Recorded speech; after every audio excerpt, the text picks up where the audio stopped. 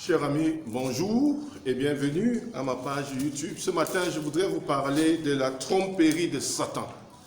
Satan est un menteur, Satan est un trompeur. Il a trompé dès le début au jardin d'Éden et il continue à tromper les gens aujourd'hui au travers de la philosophie, au travers des sectes, au travers du mensonge et j'en passe. Je lis un passage dans Genèse chapitre 3, verset 1 qui dit « Le serpent était le plus rusé de tous les animaux des champs que l'Éternel Dieu avait fait.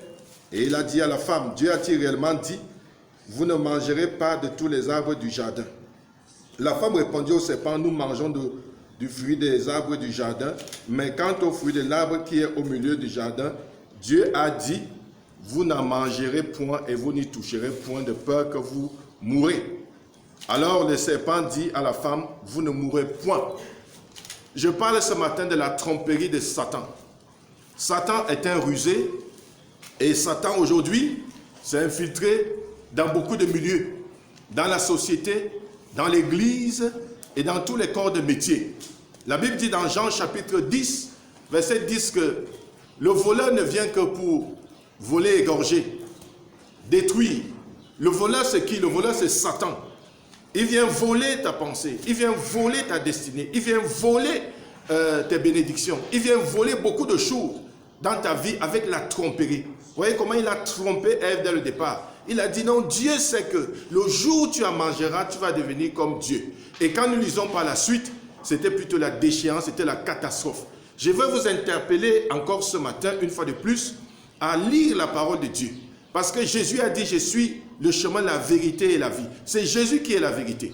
Si vous êtes accroché à la parole de Dieu, alors le mensonge de Satan ne pourra plus vous affecter. Parce que vous saurez que c'est le diable, vous saurez que c'est le menteur. Alors beaucoup de gens aujourd'hui s'attachent à la philosophie, s'attachent à certaines doctrines qui ne donnent pas gloire à Dieu.